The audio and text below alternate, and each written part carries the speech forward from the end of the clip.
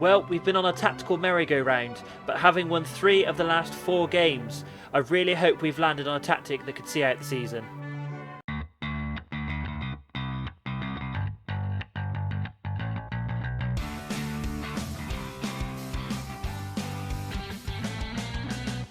Hey guys, and welcome to episode 30 of One Team, One Dream, Into the Woods. My name is James, and before I go any further, I just want to say thank you to everyone who has subscribed so far to the channel. I've just hit 50 subscribers. If you are new to the channel or haven't done already, please hit subscribe just down below, and don't forget to hit the bell icon to be notified of brand new videos from me as they drop. And while you're down there, please also give the video a like. It really does help get more eyes on my videos and allow my channel to grow. Just want to say thank you before we move on to the episode. But on today's episode, it is the new year and we are kicking off 2023 with an away game against Southend and then a home game against bottom of the table, Morecambe. Since you're last with me, as mentioned in the intro, we've had a little bit of a tactical shuffle.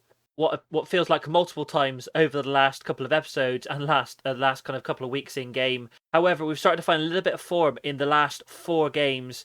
Really, we've only lost once in the last 6. A understandable 2-0 loss away to playoff chasing Stockport. Slightly more disappointing draws against relegation threatened Carlisle and mid-table Wrexham. However, we did manage to get wins against Port Vale, Accrington and Exeter. And it appears we found a solution to not having a consistent scoring striker this season. And that is that everyone's scoring. So we have Fagan in there a couple of times. Martel Taylor-Crosstell's in there as well. We've also got Robson, Iqbal, McDonnell, McKinnon, Adebayi, and a new face, James Daly, who was brought in because I panicked and was like, I need to bring in another striker. That seems to be the solution to us not being able to score. So please welcome 22-year-old James Daly, former of Crystal Palace and Bristol Rovers, who came in on a free. He came in on a free, is straight away valued at £275,000. 3-star current ability, 4-star potential ability. He's okay for this level. I don't know what it describes him as a potential to be good League One midfielder in the future. He's currently a good player for League Two sides, so hopefully has a little bit of potential in him as well to come up the leagues with us if we get promoted in the next couple of seasons. He hasn't actually had a start for us yet, but he's had 2 appearances. He scored 1 goal and had a 7.10. So definitely good building blocks for trying to fight for a starting spot in the squad. Other than James Daly, we have made one other transfer. Daniel has gone. I did mention in the last episode that he was starting to annoy me. He was starting to cause a few problems. He then started to get upset about my team talks. And that was the end of it for Daniel. He had good potential, but I just wasn't willing to have him at the club if he was going to start to cause problems and start to upset the dynamics of the squad. So he has gone to Tranmere for £32,000. We brought him in on a free, so anything we got for him was going to be a bonus. He's managed to get an upgrade to League One. I think that says a little bit about how much potential he had. But as I said, morale to me is a little bit more important than just one player. However, when we get onto the team sheet for the first game of today's episode, you can kind of see the pickle I've got myself in a little bit. So going into the team for today's episode, players are a little bit tired. We had our last game less than 48 hours prior to this one. We have 8 players who are not fully fit to start today. Tricker and Crosstell are having to start because we don't have any other players to come in for them. I do have one other gap on the bench, which I've just noticed, which I will fill in a moment. As you can see here, we have Bennett is injured. Charles and Wes Dobson are not fully fit. McDonnell isn't fully fit. Daly is injured. Iqbal is on international duty yet again. And Fagan is also not fully fit. He's not coming up and saying that he's not fully fit, but he's a high risk of injury and he is tired after the last match. So I've dropped him out of the squad altogether. However, I think I'm going to bring Wes Dobson in on the bench. There we go. So we've now got a fully fittish bench. So this is the slightly makeshift team that is going to be facing Southend in the first of today's 2 matches. And this is our new tactic. It's not necessarily new. We have played it previously on the save. But we are now playing a 4-2-3-1. I have gone the opposite end of the scale. In the last episode, we were playing 3 strikers up front. We have now gone down to 1 striker. And it does seem that when Fagan is playing up front by himself, that he does seem to put in a better performance. I think he likes being the single spearhead of the squad. We've also switched to playing a vertical tiki-taka, which my assistant manager said would suit the squad, and is more suitable for this formation than the previous tactical styles that we've been playing. So this is the team for today's first match. Huddard in goal, a back four of Devine, Tricker, Tizard and Winter. Slightly wonky defence when it comes to having a few backups in there. Adebayo and Mundo in central midfield. Robson, Lewis and Taylor Crossdale are the attacking three, with McKinnon up front. I was tempted to start Colehurst, however McKinnon has played fairly well from the bench when he has come on, and Colehurst has disappointingly not put in a good shift for a little while now, and I am starting to worry that even after his spectacular hat trick a couple of weeks ago, that he is now starting to struggle with the pressure of League Two, and isn't able to step up in the way that I was hoping he was going to be able to. I'm going to point the finger. Media have given you a lot of credit. Go out there and give them a worthy display. Let's continue this run of form and hopefully try and keep our spot in the automatic promotion hunt. And Southend have a free kick on 8 minutes into the penalty area. Ransom barely had any pressure on him at all. I think that that was Winter, I think, marking him in the area. I mean, Winter is nowhere near one of our best defenders. Ball was whipped into the centre. It almost looked like Winter got a glancing blow there, but completely missed the ball. Ransom knocks it in to give Southend an early lead. It is not the start we wanted, but not massively surprising, being the amount of first team players we have out of the squad for today's game. Right, Devine with the free kick this time, whipped into the centre. Lewis with the header, and we hit straight back with a free kick of our own. Devine whipped into the centre. Lewis was first to the ball, knocks it past the goalkeeper to make it 1-1. However, coming into half-time, we are already getting notifications coming up saying players are tired. Lewis is already on a red heart, which is slightly concerning this early into the game. I'm going to point the finger and say I'm not happy with the performance out there. I think they should be doing better than they are at the moment. Let's have a little look. Wow, Crossdale and Lewis are both struggling. Lewis is playing really well, though. I think what I might do, though, is take off Crossdale, bring on Billy Williams for some fresh legs on that right-hand side, and then play the second half by ear. All right, 67 minutes on the clock, and we have had no other highlights. Robson is also having a terrible game. So let's bring on Mellor for him and put him as an inside forward on attack. Also, not for fitness reasons, but for tactical reasons, I'm going to take off McKinnon, bring on Colehurst. Hopefully, as a bit of impact up front, as McKinnon was on a 6.5.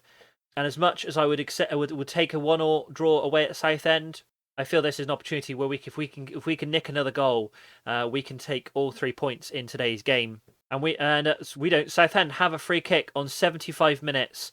We concede a number of goals from this area, and it is whipped round the wall. Huddard luckily is quick to it, manages to clutch the ball to his chest, and hopefully we can now push forward and try and get a goal in this game. Huddard hoops the ball forward. Managed to find Mellor, but he loses the ball. Southend are now going to bring the ball forward again with Garcia out wide to is it Honez? Shane Honez scores his third goal of the season, puts Southend ahead, and you have to think, based on the fact this is one of the first tactics in the second half, that I don't think we've got it in us to try and come back from this. This has looked like to be another loss, and based on the fact that I noticed that we are at least one, if not 2 games ahead of a lot of teams around us, this is actually a false position where we are in second place. That means especially teams like Cambridge, Crawley and Plymouth all have games in hand on us. And so we could end up probably dropping as low as 5th, obviously in the coming games. Fortunately, we don't have any other substitutions to better make, so I'm going to go attacking. Also going to demand more from the players. And finally, let's see if we can push some more players forward. Push Billy Williams forward. Let's push Lewis forward as a more attacking-minded shadow striker. Push Mundo forward as well. Let's push everyone forward. Let's go for it. We need at least 1 goal here. Switch everyone to wing back instead of full back as well, and let's just go for this and see if we can try and nick a final goal in the last 10 minutes of this game. As disappointing as that is, it's not massively surprising. The amount of players we had out, the amount of tired legs we have, I think they just didn't have what they needed to be able to get any more from this match. But so a 2-1 loss in the first game of today's episode. I am going to point the finger, though, and say I'm not happy with the result out there. I'm not going to berate them too much, though, as I know there is a number of struggling legs out there for this game. It is match day, and at least my players have had a couple of days of rest this time. However, we have lost Ben Tricker for at least the next couple of weeks. He is out with a virus. So we've sent him home, so it'll be at least a couple of matches before we see him again. So more changes for the second match. However, we have had a number of players come back in after a rest from the Southend game. So we have Huddard in goal, a back four of Devine, Bennett comes back in, Tizard along with Charles, Adebayi and Mundo in central midfield, Robson, Lewis and Taylor Crossdale are the attacking three, and Fagan comes back in up front, hopefully to be able to score a few goals and get us a win against a side who we really should be dominating. And we are going into this game with a positive mentality because of that. I'm going to pump my fists. Let's give a performance the fans are expecting of us here. I think that's fair. Being at home against bottom of the table, we should definitely be getting a win. And with Tricker out of the side and with McDonnell on the bench, Adebayi takes a captaincy for the first time this season. Be interesting to see what he does with it, if anything, in this game. Because McDonnell has been an okay vice-captain, but he hasn't really played a massive amount. I'm starting to think that he's not really starting 11 material. So I may be looking, especially at the end of the season, to change the vice-captain. But Morecambe have a corner, and it's cleared off the line by Charles. Brilliantly cleared there, worrying the fact that the Morecambe player was free on the far side of the penalty area. But we do have a throw-in here with Devine to Lewis. Back to Devine, to Adebayi. Captain for the day. Back to Devine again. And now Adebayi. Nice 1-2 there. Devine has a little bit of space. Can he get a cross in? He does. Whips it across. Looking for Crossdale at the back post. Unfortunately, Crossdale puts it over the top and doesn't trouble the Morecambe goalkeeper. We do have a highlight here actually on 37 minutes. Morecambe with a corner. Cleared by Bennett. There is nobody there. Can Crossdale get there first? He is caning it to try and get across there. But unfortunately, Gomez gets there ahead of him. To Nielsen. To Benjamin. Now Bury, back to Benjamin, has to go all the way back to his goalkeeper, Mendes. Is he going to go long? He is. Who's it forward? Tizard managed to bring it down though to Mundell, to Lewis, to Crossdale, Fagan, nice 1-2, Crossdale is through. He's pushed wide though, he managed to come inside. Unfortunately his shot is straight at the goalkeeper. But Morecambe have the ball coming forward here with Davey, to Gomez. Now to Stockton, back to Waldig, I think that is. Oh, it doesn't matter. They lost the ball anyway. Robson has the ball now with Devine. Back to Robson. Nice 1-2 there. Comes inside looking for Fagan. Fagan is massively out of position. I'm not sure why he's over there. But Mundo is in space. Puts it through for Crossdale. Crossdale was through. Chips it over the goalkeeper. That was disappointing for the Morecambe goalkeeper there. It looked like it bundled over the top of him. But we don't care.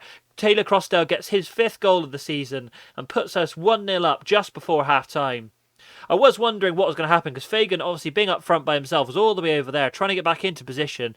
Mundo with the ball. Great ball through to Crossdale. It hits the goalkeeper, goes over the top of him. I think it rolled over the top of him into the back of the net. Morecambe will be disappointed with their goalkeeper there, but I am chuffed the fact that Taylor Crossdale has got the goal that puts us ahead in this game and back up into 2nd place. And at half-time, we have limited Morecambe to 1 shot on target, 1 shot at all, if I'm honest. We definitely are controlling this game as we should against a team that is really struggling this season. I'm going to point the finger, guard against complacency. We want to try and get at least 1 other goal in this game. And we have a corner almost straight away with Devine. Whipped in, but Hendry clears it for Morecambe, but only as far as Bennett. Now to Charles. Charles got a little bit of space to bring it forward in, but he is being pressurised. Back to Tizard.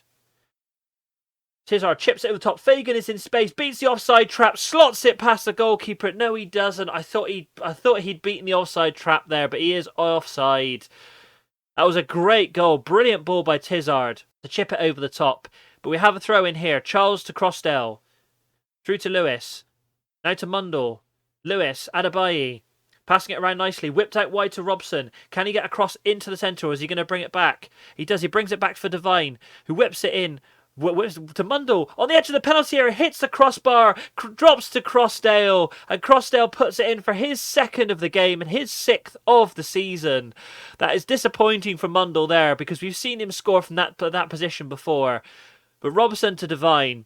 Devine picks out Mundle on the edge of the penalty area. He controls it with one touch, smashes it against the crossbar and the post, I think, with the other touch. Crossdale drops to Crossdale. Crossdale taps it in, and we are now much more comfortable at 2-0 up. Huddard with a free kick here to Adebayi. To Fagan, can we make this 3? Crossdale out wide, looking for his hat-trick in the penalty area, smashes it into the bottom corner. Crossdale gets his hat-trick, our third of the game. And we are now back to winning ways. We're looking at the Southend game in the rearview mirror at this point. Just a blip on the radar.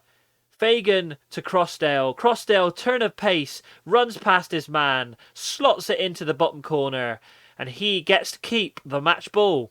And almost straight away, Morecambe have a throw-in to Stockton. Back to Bury, whipped into the centre. Huddard, though, did he go? It looked like he went out there, but Huddard managed to keep the ball in, according to the referee. Throws it forward to Lewis. To Adebayi, we've got our tails up now. To Devine. To Robson. Back to Devine. Robson to Lewis, to Devine. We're passing it around nicely, but not really going anywhere with it. Morecambe will allow Morecambe to pressurise us. Managed to find Mundle in a little bit of space. Crossdale to Charles. Puts it through to Crossdale. Can he be assist machine this time? He is tackled for a penalty. I presume Fagan's going to take the penalty here. Number 10, it is Fagan to make it number 4. Steps up to... Oh, that was very close. Not a very good penalty from Fagan. But he managed to slot it under the goalkeeper. The power of the shot was just enough to make it 4. He went left. Fagan guessed the right way. It looked like he slightly moved before Fagan had touched the ball, but we'll it doesn't matter. It was a goal anyway, and that makes it 4. Right, Morecambe with a corner on 69 minutes. Price whipped into the centre. Moore in the ball drops to Moore. Moore puts it in. That's disappointing. The fact we couldn't keep a clean sheet against bottom of the table. Whipped in. Who was that that stood around in the centre? Number 4. Tizard was just wandering around in space, not paying attention at all to the runner. I presume there was somebody marking him at one point. Obviously, he lost his marker as well, which is also disappointing. Charles is not having a very good game. We'll take Charles off, bring on Winter. It will swap Crossdale for Robson. Keep Crossdale on that inverted winger, but let's push him on to attack. Take Robson off. Let's bring Daly on and switch him as well into an inverted role. So put one as an inside forward. Seems a little bit excessive, the fact that we're 4-1 up and we're pushing more attacking players forward.